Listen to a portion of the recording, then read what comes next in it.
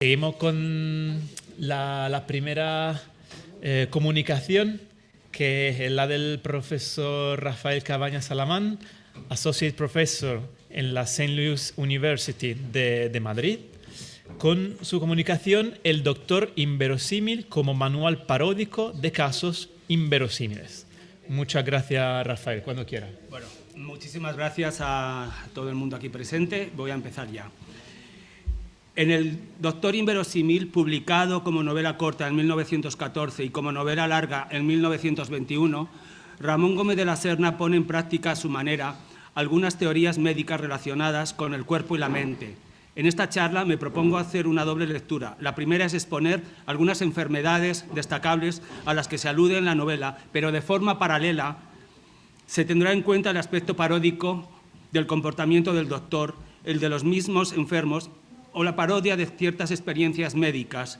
Llaman la atención algunas ideas vigentes de la época y que son parodiadas, aspectos biomédicos, otros psicológicos y psicoanalíticos, enfermedades como la somatización o la neurastenia, ciertos efectos que sobre el paciente tienen los medios de diagnóstico y los instrumentos de evaluación utilizados con los enfermos.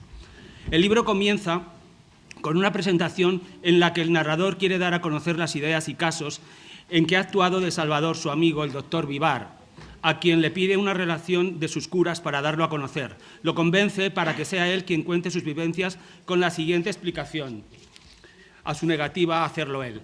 Yo desfiguraría la sencilla razón en que se basan tus procedimientos, excediéndome como escritor en explicaciones y pinturerías. No sabría resistirme a mezclar elementos novelescos a una cosa tan real y tan sencilla como es tu ciencia. Este principio novelesco, en el que se cuestiona la objetividad de los casos que voy a mencionar, no es más que una ironía quijotesca con la que se cuestionan los límites entre la realidad y la ficción. Pero, curiosamente, esos límites se los saltará el doctor Vivar, narrador de las 107 experiencias variopintas que se prestan, por un lado, a hacer un listado de problemas médicos que afectan al cuerpo y la mente, y algunos más verosímiles que otros. Esta novela, como afirma Zaragoza Rubira, dice lo que la medicina científica desarrollará años después. Somatización, los instrumentos de evaluación y mecanismos de defensa. El término somatización fue acuñado después de la publicación del Doctor inverosímil por Tesla, el traductor al inglés del libro de Wilhelm Stekel, renombrado psicoanalista que había utilizado previamente la palabra Organsprache, lenguaje de los órganos, en la primera versión original del libro en alemán en 1921, casualmente cuando se publicó la novela larga. El traductor de este término generó dicho neologismo que se extendió como Conversion of Emotional States in Physical Symptoms. Luis Grangel opina que el Doctor inverosímil es la primera obra de medicina psicosomática de la bibliografía española. En La falsa mancha se pone en evidencia la incompetencia de la medicina convencional, por lo que, ante dicha insatisfacción, un paciente recurre al doctor inverosímil, le comenta que ve una mancha, pero no sabe explicar exactamente el problema.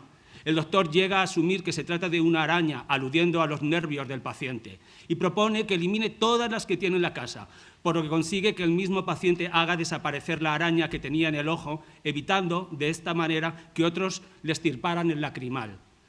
En La señorita de los trajes escoceses, el doctor asume que el problema son las decenas de cosas que ella tiene guardadas en el bolsillo, sin llegar a dar explicaciones detalladas. Pero para un lector actual estamos ante un caso paródico del llamado síndrome de Diógenes. Este trastorno de acumulación compulsiva hace que el doctor le obligue al enfermo a desprenderse de lo que guardaba innecesariamente y lo quema todo en la chimenea. Tras deshacerse también de su traje, recupera un optimismo juvenil.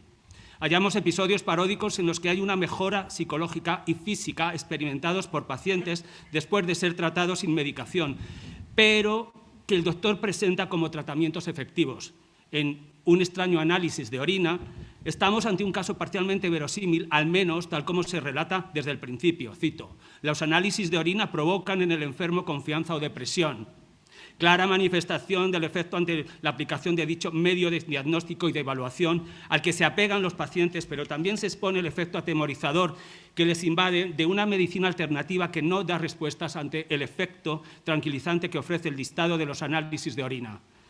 En la más singular radiografía se menciona a Röntgen, quien en 1895 produjo radiación electromagnética en las longitudes de onda correspondientes a los actualmente llamados rayos X. Tras muchas divagaciones en torno a los huesos, retomando paródicamente la práctica del científico y físico alemán, el doctor Vivar sugiere: ¿por qué no fijaron el alma en el fondo de los huesos los hombres primitivos? Y ofrece su propia explicación. Pues porque no tenían fantasía y no habían pensado en ello. Si en algún sitio podría estar el alma, es en el fondo de los huesos.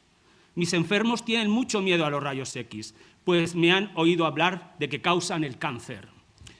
Pero el miedo queda unido al humor con cierta sugerencia sexual. Cito: las mujeres en particular parece que tienen miedo de perder su belleza y de que se entere el novio del secreto de su mecanismo y desengañe de la boda que contaban hacer. Estamos ante una máquina, cito, que atraviesa todo su pudor y penetra a través de sus numerosas virginidades.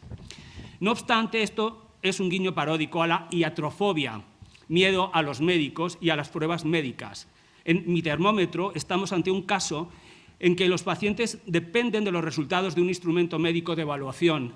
El doctor inverosímil tiene uno falso que jamás llega a 38 grados y tiene varios iguales para darles el cambiazo ante sus pacientes. Si ven que el termómetro dice que no tiene más de ciertas décimas, lo creerán y, a excepción del hipocondríaco, mejorarán con esta creencia.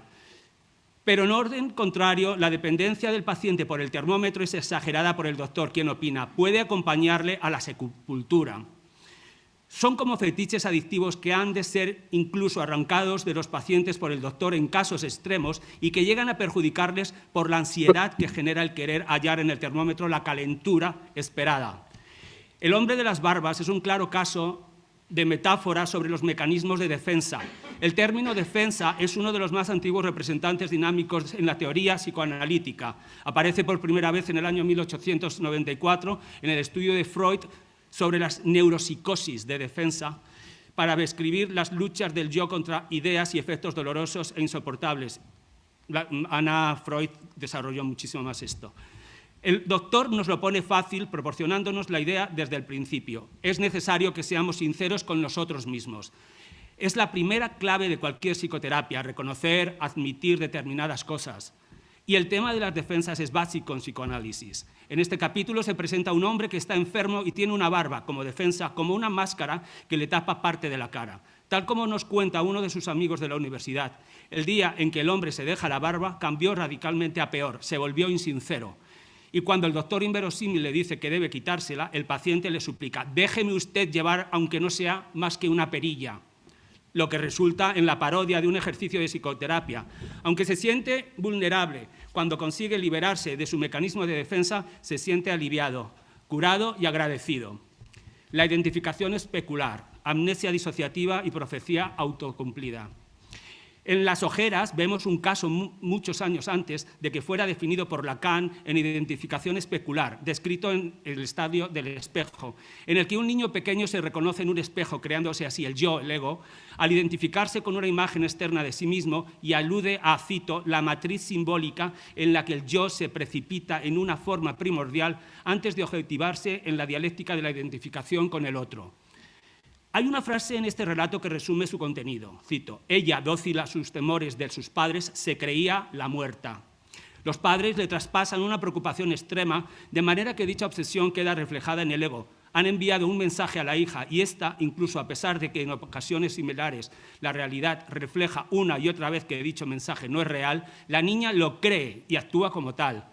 Asume una preocupación infundada, pero que es psicoanalíticamente explicada. Los espejos es un relato disparatado que recuerda a la profecía autocumplida, el efecto nocebo. A veces uno está muy preocupado por alguna obsesión médica, de manera que de tanto pensar en ello y comprobar que no sucede, acaba poniendo inconscientemente lo necesario para que se cumpla. La teoría de Robert Merton, como base de la de W.I. Thomas, publicada en 1928, quien escribió: si los individuos definen las situaciones como reales, son reales en sus consecuencias.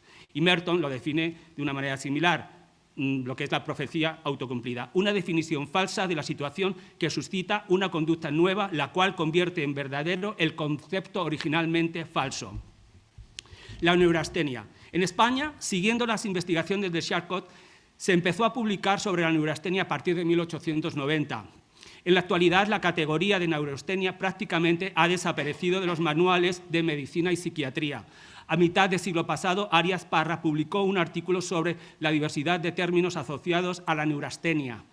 Si los mismos psiquiatras tenían dificultad para establecer una definición clara del término o de sus nombres diferentes, es perfectamente entendible la más que probable confusión ante la definición del mismo para Gómez de la Serna, quien deja sobradas pruebas de que estaba interesado en la neurastenia, término con el que juega en la novela paralelamente a que estaba cayendo en desuso en la primera mitad del siglo XX.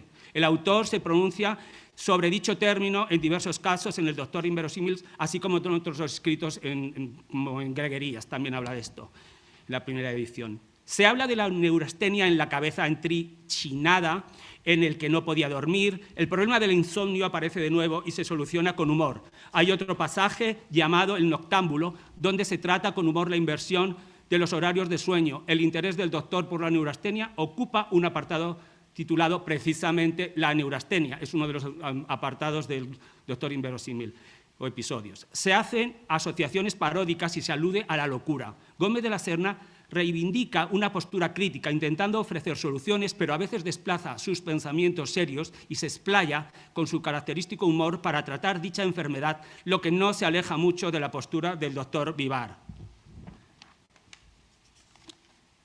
El siguiente párrafo, sin fechar, está incluido en el extenso conjunto de manuscritos inéditos de Gómez de la Serna guardados en la Biblioteca Hillman de University of Pittsburgh, englobados bajo el título Neurastenias nuevas. Voy a citar. Hay neurastenias diferentes a la vida en la gran ciudad en unos nuevos aspectos de indumentarias, comidas, locomociones. Las neurastenias de los trenes subterráneos es temer que nos metan debajo de ellos por absorción de un freno de aire comprimido. La neurastenia del comer fiambre es sospechar si sirve de algo y no ahorca nuestro destino comer lengua o que la mortadela es marmolina. Hay la neurastenia de los calzoncillos, que por ser tan sintéticos parece que nos han desaparecido o se nos van a caer saliendo, no se sabe por dónde, por entre los pantalones, que les evitan siempre salir. El escritor revierte lúdicamente la seriedad de un tema con el que flirtea, traza planos, restando así importancia a un tipo de neurosis que sin duda le preocupó durante toda su vida e inventa nuevas perspectivas de dicha neurosis bajo su característico humor ingenioso. Y no hay tiempo, pero en Automoribundia habla mucho de esto también. Las enfermedades del alma.